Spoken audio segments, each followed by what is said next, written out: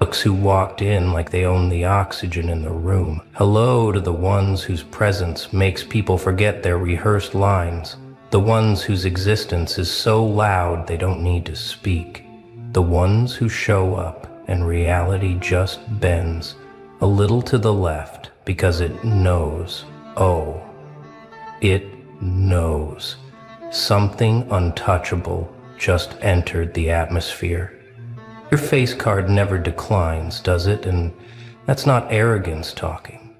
That's just the truth echoing in a world that's been lying to itself about what power actually looks like.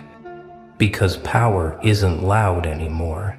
Power is you walking into a space and everyone suddenly remembering they're just extras in a movie they thought they were directing. They call it main character energy, like it's some trend you picked up from a 3-second video, but the feds, the agencies that monitor patterns and disruptions and anomalies that don't fit the algorithm, they call it something else entirely. They call it a statistical impossibility, a threat to predictable human behavior, a glitch in the social matrix that makes their data models scream in binary confusion.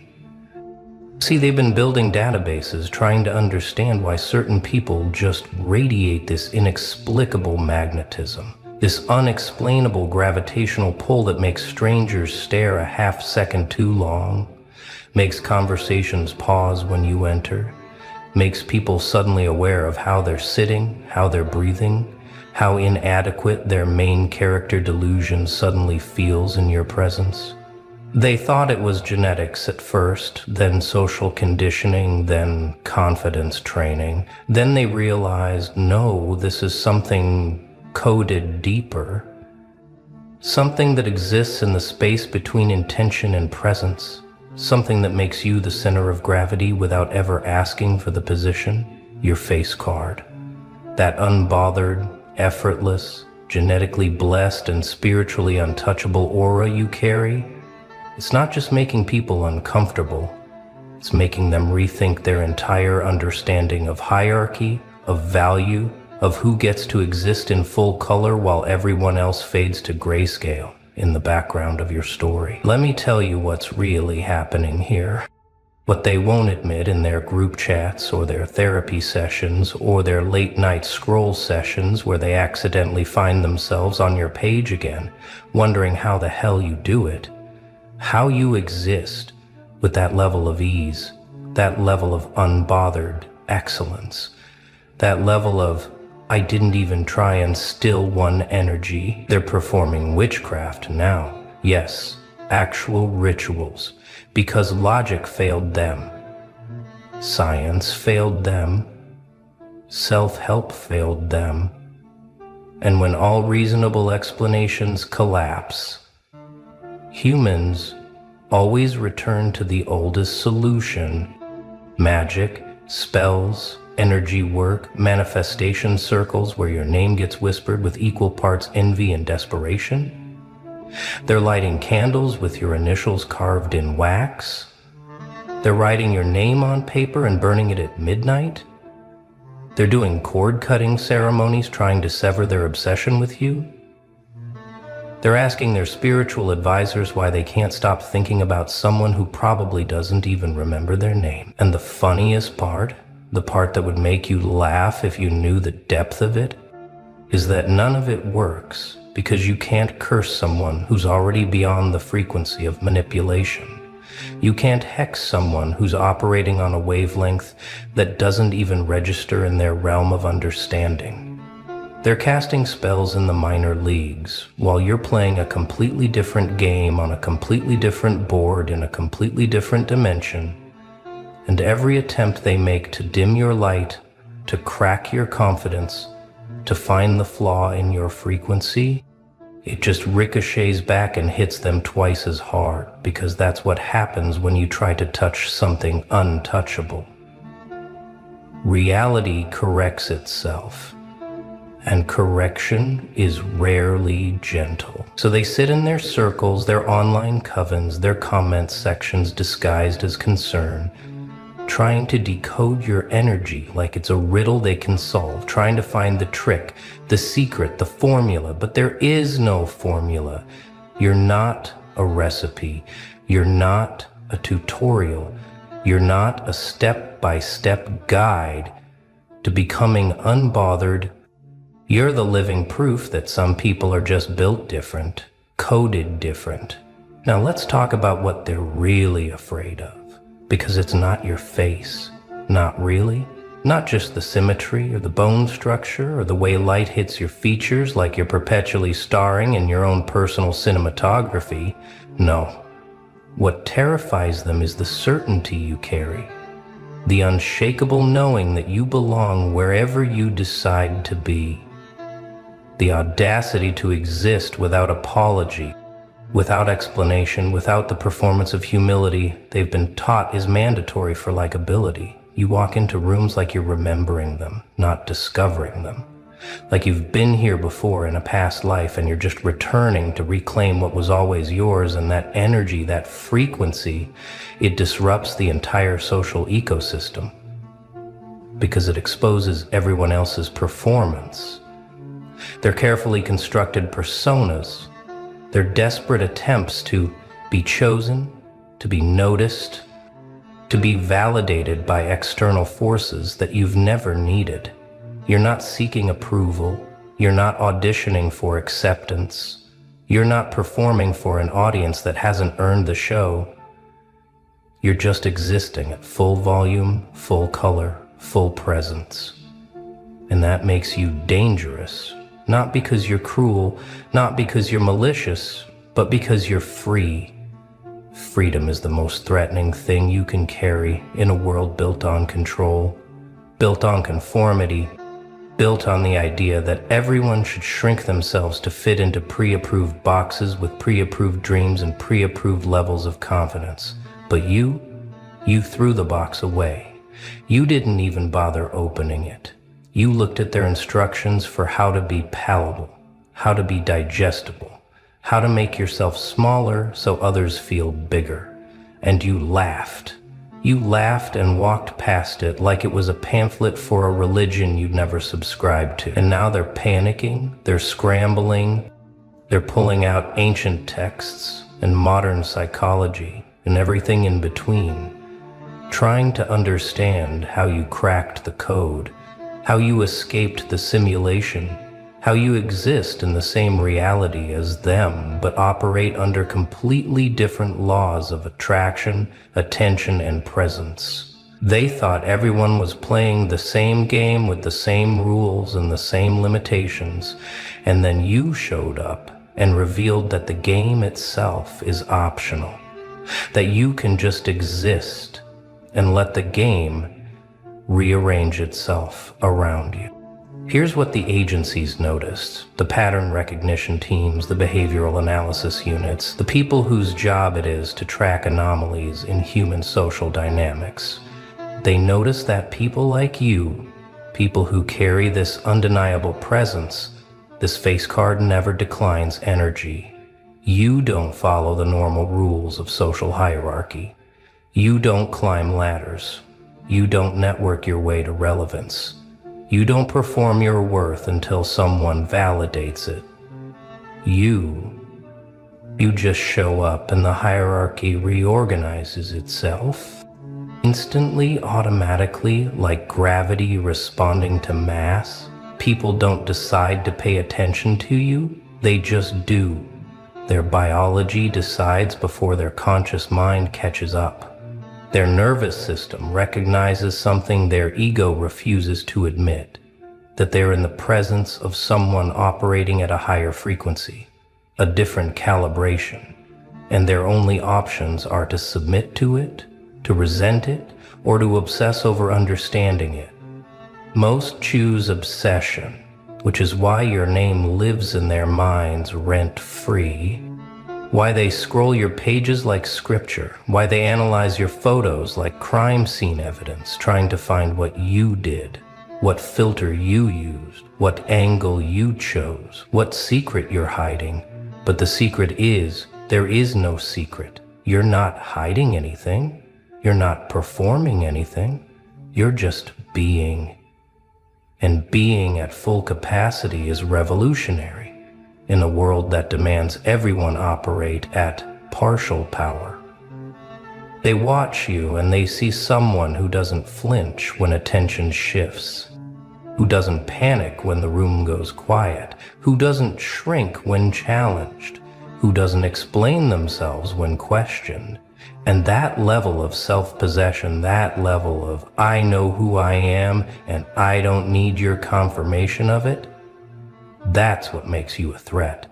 Not to individuals, but to the entire system that profits from insecurity, from self-doubt, from people believing they need external products, external validation, external transformation to finally be enough.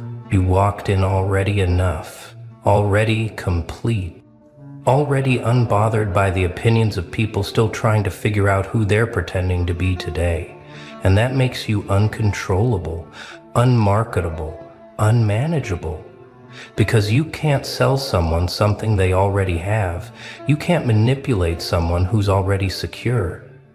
You can't destabilize someone who's already standing on bedrock. So yes, they're calling it main character energy, they're calling it confidence, they're calling it audacity, they're calling it delusion even, anything to minimize it, anything to make it seem like something you're performing rather than something you are. Because if they admit you're naturally like this, effortlessly like this, then they have to confront the uncomfortable truth that they've been performing their entire lives and still haven't achieved a fraction of the presence you carry without trying. They've been following the tutorials, buying the courses, practicing the affirmations, curating the aesthetic, and yet when they stand next to you, they still feel like background noise, like supporting characters, like extras who forgot their lines. And that realization, that gap between their effort and your ease, it drives them to desperate measures, to witchcraft, to manifestation, to anything that might explain why you have what they can't manufacture. So they're burning sage and charging crystals and writing petitions to the universe, asking for your energy, your aura, your face card that never declines. But what they don't understand is that you can't summon what you are. You can't manifest what's already coded into your frequency. You can't fake what's real. Let's go deeper. Let's talk about the rooms you walk into and the way reality bends just slightly, the way conversations shift, the way people suddenly become aware of themselves, of their posture, of their voice, of how they're coming across, because your presence demands authenticity. It exposes performance. It makes people suddenly realize they've been acting this whole time and they forgot who they actually are underneath the character they've been playing. You don't do this intentionally. You're not trying to make people uncomfortable. You're not trying to expose anyone. You're just existing at full transparency, full presence. And when transparency meets performance, performance always loses, always cracks, always reveals itself as hollow, and people hate you for that, or they love you for that. But either way, they can't ignore you, can't forget you, can't stop thinking about you long after you've left the room, because you reminded them of something they've been avoiding.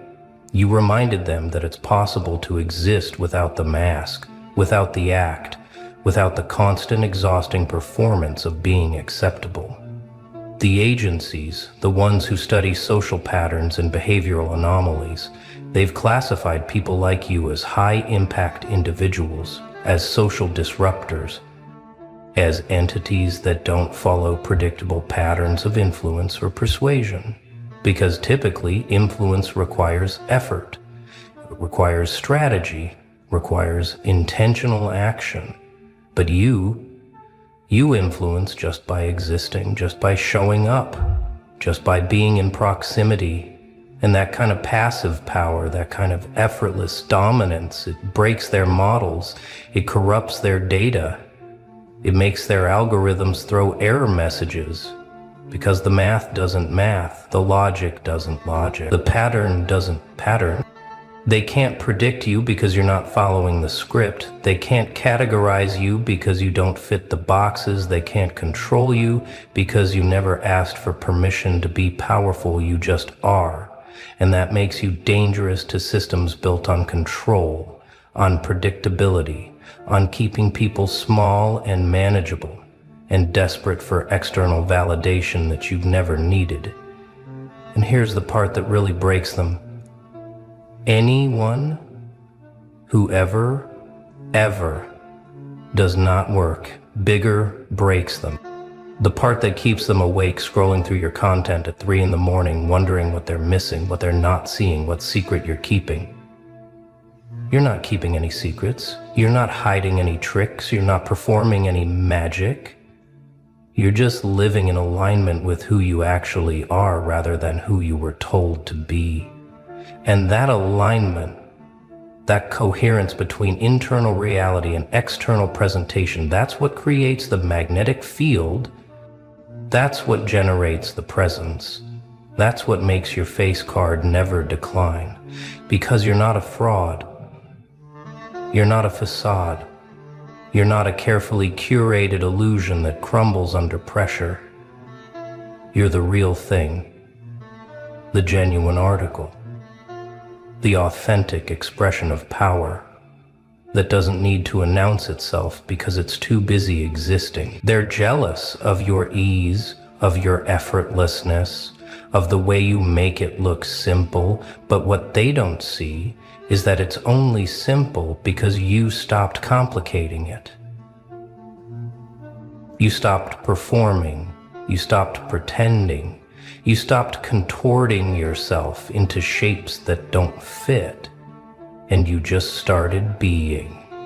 And being is the most powerful thing you can do in a world that's forgotten how. Now let's address the witchcraft directly. Because yes, they're doing it. They're literally lighting candles and casting spells and performing rituals, trying to either become you or destroy you. And both attempts fail for the same reason: you exist outside the frequency they're operating on. You're not playing the same game. You're not bound by the same rules. You're not affected by the same energies, because your energy is sourced from something deeper, something more stable, something that doesn't fluctuate based on external circumstances or other people's opinions or the phases of the moon. They're trying to manipulate you with tools designed for people who are still seeking, still searching, still unsure. But you're not seeking anymore. You found yourself years ago. You're not searching anymore. You already know who you are. You're not unsure anymore. You're standing on bedrock while they're trying to shake you from quicksand. And it's not working. It's never going to work. Because you can't destabilize someone who's already rooted. You can't curse someone who's already blessed. You can't dim someone whose light isn't borrowed from external sources. They gather in their circles, physical and digital, sharing theories about you, sharing screenshots of your posts, sharing observations about your behavior, trying to reverse engineer your confidence like it's a formula they can steal, trying to decode your presence like it's a language they can learn. But confidence isn't a formula. Presence is in a language. What you have is a state of being, an internal alignment, a frequency match between who you are and what you project. And you can't fake that, you can't copy that, you can't manufacture that through rituals or affirmations or vision boards.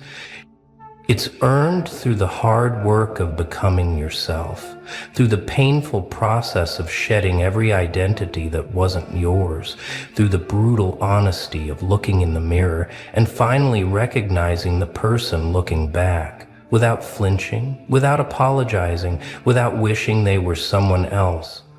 You did that work in silence, in solitude, in the dark nights where no one was watching and no one was applauding. And now you carry the result of that work everywhere you go. And it's undeniable. It's unmistakable. It's the reason your face card never declines.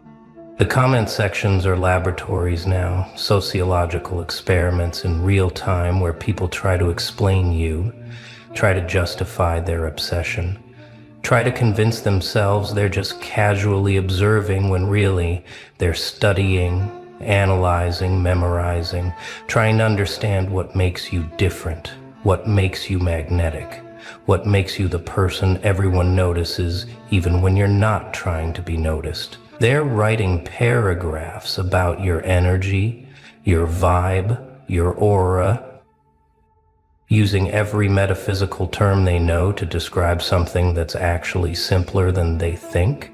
You're just completely yourself. No edits, no filters on your personality, no performance anxiety about being perceived.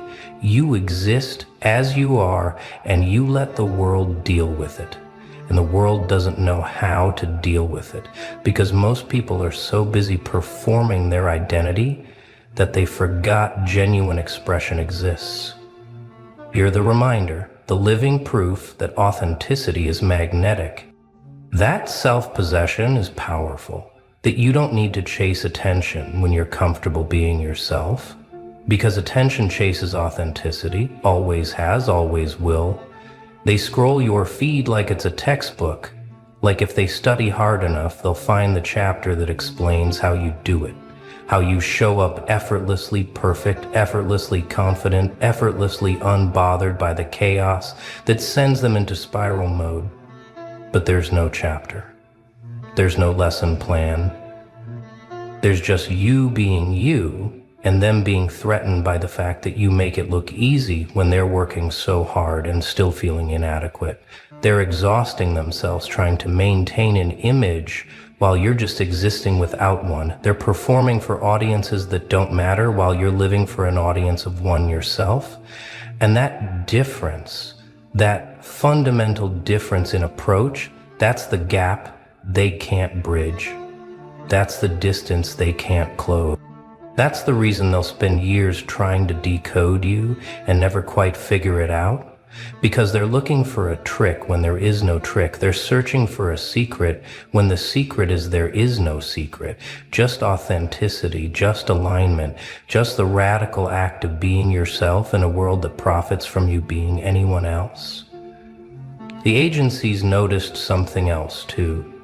They noticed that people like you don't seek power, don't chase influence, don't perform for relevance, but somehow end up with all three anyway. Not because you're manipulating systems, but because systems recognize natural hierarchy, recognize frequency dominance, recognize that some people just operate at levels that command attention, respect, space, without demanding any of it.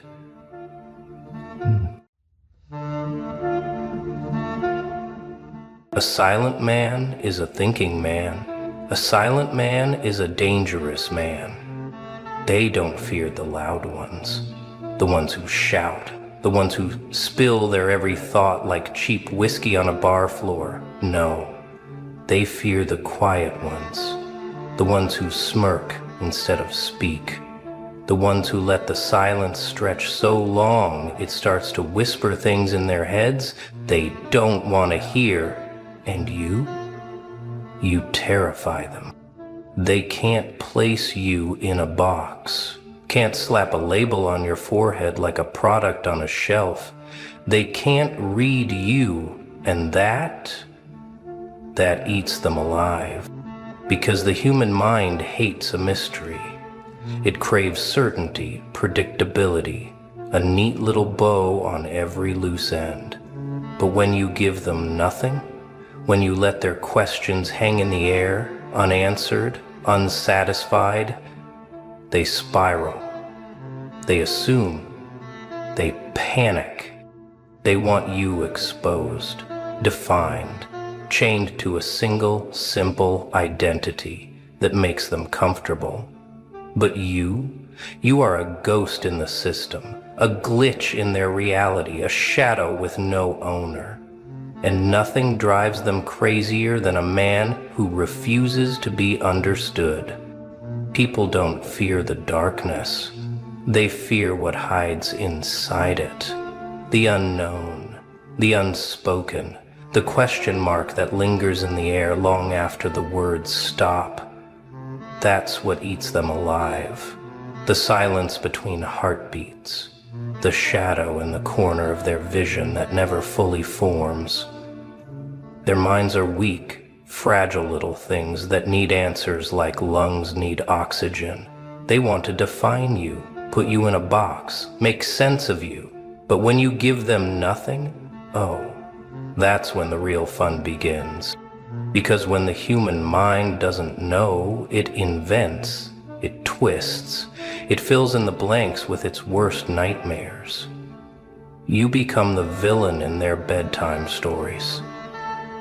The ghost they feel but never see. The monster under their skin, whispering doubts into their ears at night. You are a book with missing pages, a story without an ending.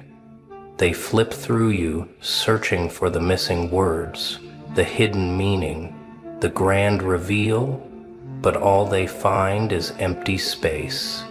And that space, it devours them. Because people don't fear what they understand. They fear what they can't control. And nothing is more out of their control than a man who refuses to be read. A man who doesn't give them a single crack to crawl into. A man who stares back at them with a smile that means everything and nothing at the same time. It drives them insane.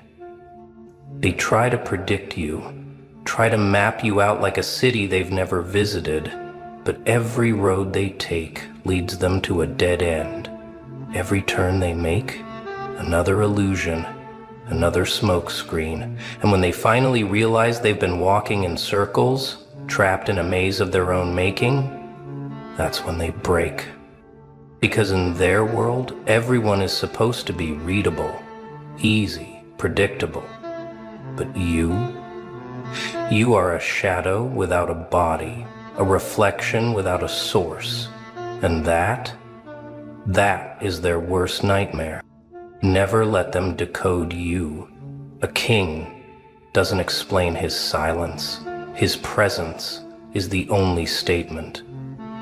The weak explain, the desperate justify, the forgettable beg to be understood, but you are none of those things.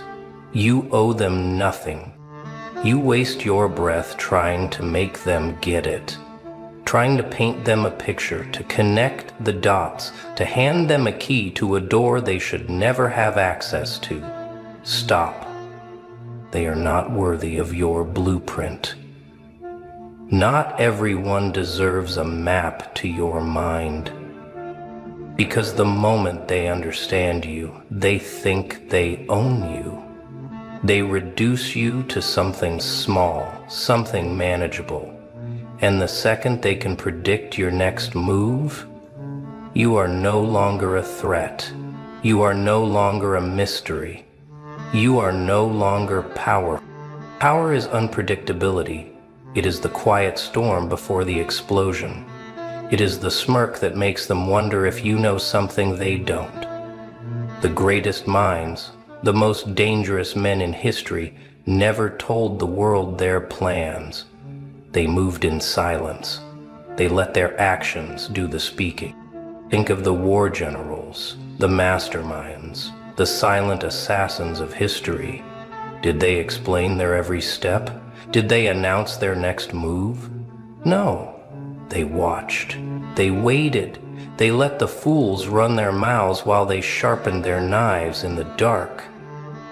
Leave them guessing. Leave them obsessed with trying to figure you out. Because when you give them no pattern, no formula, no script to follow, they panic. They hate what they can't read. They hate what they can't predict. And that's when you own them. Look at the world. The loud ones, the ones who spill their guts at every opportunity, they get used, they get played, they get exposed. But the ones who move in silence, the ones who let their presence shake the room without saying a word, they are the ones who are feared. So stop explaining, stop handing them the privilege of knowing you, stop giving them access to the deepest corners of your mind. They don't deserve to know why you do what you do. They don't deserve to understand you. Let them wonder. Let them drown in their own question. Because the second they think they've figured you out, that's when you prove them wrong. The moment they can't control you, they'll call you difficult, dangerous, crazy. Because society isn't built for free men. It isn't designed for minds that think beyond the script. It wants puppets, not players. It wants soldiers, not generals. It wants you, predictable, obedient, tame. From the moment you open your eyes, they teach you to be readable. Speak when spoken to. Explain yourself. Apologize for being different. Nod. Smile. Fit in. Be a good little piece in their machine, but the second you refuse, the second you cut the strings, you become a problem. They call you reckless. They say, you're unstable. They say, you don't belong, because they can't own what they can't understand, and that terrifies them. Look at history. Look at the ones they once feared, the ones they couldn't break, couldn't control. Tesla, Van Gogh, Socrates, Nietzsche. They weren't embraced, they weren't celebrated, they were called madmen, outcasts. They were exiled, rejected, left to rot, until the world realized they were right all along. Geniuses are never recognized in their time. Revolutionaries are never loved by the system they are meant to destroy, because power doesn't bow, power doesn't ask for permission, power takes. And you are no different. The second you stop explaining yourself, the second you refuse to let them box you in, they will turn on you. They will attack. They will whisper behind your back, call you arrogant, call you cold, call you insane. But that's the price of freedom. The cost of refusing to be their puppet. They would rather hate you than admit they wish they had your strength. They would rather call you crazy than admit they're too weak to be what you are.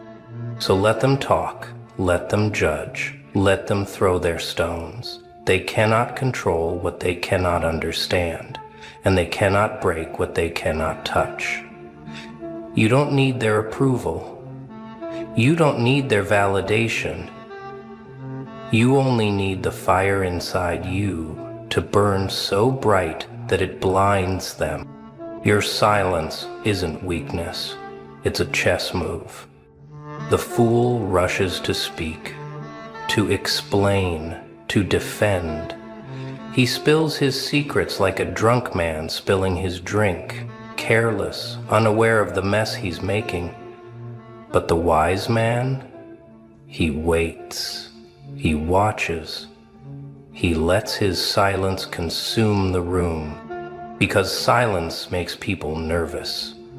It forces them to fill the empty space with their own words, their own fears, their own confessions, and when they talk too much, they expose themselves. This is psychological warfare. The less you say, the more power you hold. You force them to guess, to analyze, to panic. You let them project their insecurities onto you, revealing their hand before the game has even begun. Musashi, the undefeated samurai, knew this well. He didn't just master the sword, he mastered presence. He would enter a duel and say nothing.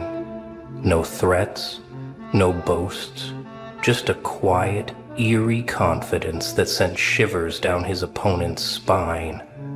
And in that silence, he won before he even struck. Marcus Aurelius, the Emperor of Rome, ruled with restraint. He didn't waste words on fools. He didn't react to insults. He let his actions speak louder than any petty argument. And by doing so, he made his enemies drown in their own noise. Understand this: when you stay silent, you force them to reveal themselves first. You make them overthink, overreach. You make them so uncomfortable that they start handing you every piece of leverage without even realizing it. That's how the masters of power operate. They don't scream for attention. They don't beg to be understood. They move in silence, letting their presence do the speaking. And when they finally do open their mouths, every word is a bullet. Every sentence is a kill shot. So stop explaining, stop justifying, stop giving them ammunition to use against you. Let them wonder, let them obsess, let them fear the silence you wield like a weapon. Because the one who speaks less always controls the conversation. If they can't read you, they'll write your story for you. Make sure it's a horror story. People hate a blank page. They can't stand not knowing. So when they look at you and see nothing they can define, nothing they can label, their minds go to work. They start filling in the gaps with their own fears, their own insecurities. And that's where your power begins, because the assumptions they make, you can use them, twist them, turn them into weapons sharper than any blade. Let them think you're dangerous. Let them think you're unpredictable. Let them whisper that there's something not quite right about you. You know what happens next? They step carefully, they tread lightly, they respect you, not because you demanded it, but because they fear what they don't understand. Julius Caesar used this. He let Rome believe he was ruthless, calculating, untouchable, and because they believed it, he became it. Niccolo Machiavelli once said, "It is better to be feared than loved, if you cannot be both." And you are not here to be loved. You are here to be remembered. They'll call you cold, fine. They'll call you arrogant, good. They'll say you don't care what anyone thinks, perfect, because the moment they assume they know you, they stop paying attention. And when they stop paying attention, you strike. Mystery? It's just a defense. It's a tactic. It forces them to watch their step, to second guess every move. It makes them paranoid, desperate to figure you out. And that desperation, that's where you own them. So don't correct them. Don't explain yourself. Don't give them the truth when the illusion is so much more powerful. Let them build their own monsters in their heads. Let them turn you into something larger than life. Let them fear the story they created, and when the time comes, use it against them. The moment they see your emotions, they see your strings.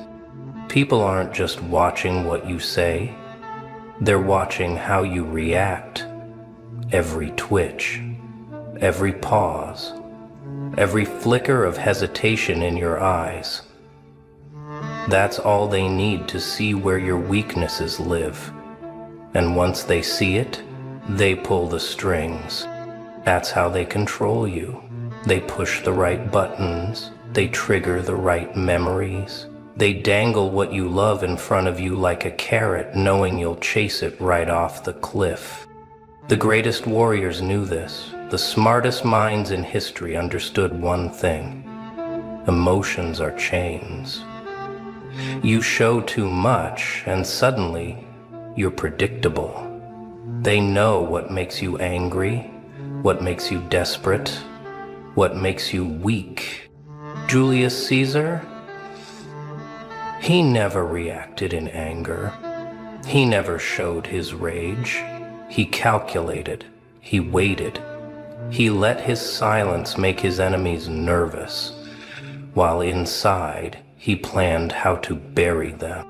Genghis Khan, he watched, studied, never let them see his hand.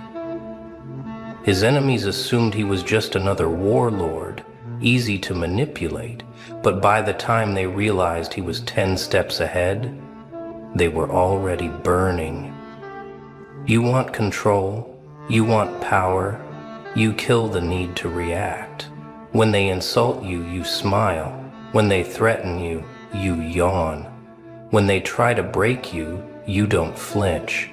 Because nothing terrifies people more than someone who feels nothing in the face of war. And no, this isn't about being heartless. It's about strategy. It's about not handing your enemies the knife and then crying when they use it. So, practice silence. Train yourself to respond, not react. When they push, you do nothing. When they expect a response, you leave them waiting. You let them drown in the uncertainty of not knowing if they got to you. Because the moment you become unreadable, the moment they realize they can't shake you, you own them. They expect a straight line, give them a spiral. They want patterns, logic, something that makes sense. Because if they can predict you, they can control you. That's how they win. They put you in a box, slap a label on you, and suddenly, you're just another puppet on their stage. But what happens when the puppet cuts the strings? What happens when you move left when they swore you'd go right? What happens when your silence screams louder than their words? They panic because they don't know what comes next. And that's where you win. You have to be fire and ice in the same breath. Laugh when they expect anger, go quiet when they expect rage, give them kindness when they're waiting for cruelty, and then when they lean in, snap the leash, confuse them, disrupt them. Sun Tzu said, all warfare is based on deception. But this isn't just war, it's theater. And you're the playwright. So change the script. Make them forget what act they're in. Let them believe they have you figured out, then flip the entire board. They expect you to chase, stop moving. They expect you to fight, smile instead. They expect you to break, laugh in their face. That's the real art of control. Not just being unpredictable, but making them drown in the uncertainty of you. And don't forget to mock them while you do it. Oh, they hate that. Nothing drives a control freak more insane than being treated like a joke. So twist the knife, look them dead in the eye and grin. Make them question if you're crazy or if they are. Because once they're scrambling, once they're tripping over their own expectations, desperate to make sense of you, they're not thinking, they're reacting. And in that moment, you own the game. The unreadable man is the one they crave to understand the most. People don't chase what they already have. They chase what they can't grasp, the unknown, the untouchable, the mystery that keeps them awake at night, replaying every moment, every glance, every silence. The moment they think they have you figured out, you become boring. Another open book, tossed onto their shelf, collecting dust. But when you stay unreadable, they can't put you down. They analyze your every word, They dissect your every move, and when they don't find the answers, it drives them mad. It's human nature. They need to categorize you, label you, control you, because the second they understand you, they own you. But when they can't, when no matter what they do, you slip through their fingers, they break themselves trying to solve the mystery of you. Oh, and here's the fun part. The moment you withhold your validation, the moment you stop giving them what they crave, they start working for it. Harder, desperately. They perform, they prove themselves, they twist themselves into knots, trying to be worthy of your approval. You see, most people are starving for attention, dying to be understood, screaming to be seen, but not you. No, you stay in the shadows. You keep your words scarce. You let your silence echo louder than their pleas, and the less you give, the more they crave. You hold the power when you don't need their validation, and when they realize they need yours, that's when the real fun begins. Because now, they belong to you. But never give them the final piece. Never let them think they have you. Keep them guessing. Keep them hungry. Because a man who cannot be solved is a man who will never be controlled. A ghost leaves no footprints. A legend leaves no instructions. They wanted to map you, to chart your depths like an open sea, to measure your storms, predict your tides. They wanted to cage the wild, put borders around the unknown. But you gave them nothing. No directions, no blueprint, just silence. And that silence, it will haunt them forever. They will sit in rooms long after you're gone, replaying every word you didn't say, searching for meaning in every look, every pause, every moment you chose not to give them what they wanted. They will go mad trying to solve you, but there will be no answer, because you were never a puzzle to begin with. You were the storm they couldn't predict, the shadow that never cast a shape, the presence that filled a room without making a sound. And now they are cursed to remember you, not as a memory, but as a question that will never be answered. That's the difference between a man and a legend. A man leaves his footprints behind, hoping someone follows. But a legend walks through fire and vanishes, leaving only whispers, echoes, and the eternal torment of what if.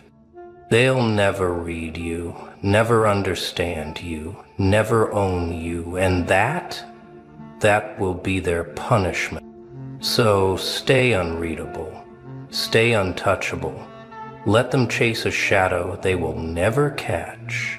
And when they finally realize, when they finally accept that they will never figure you out, that's when they'll fear you the most.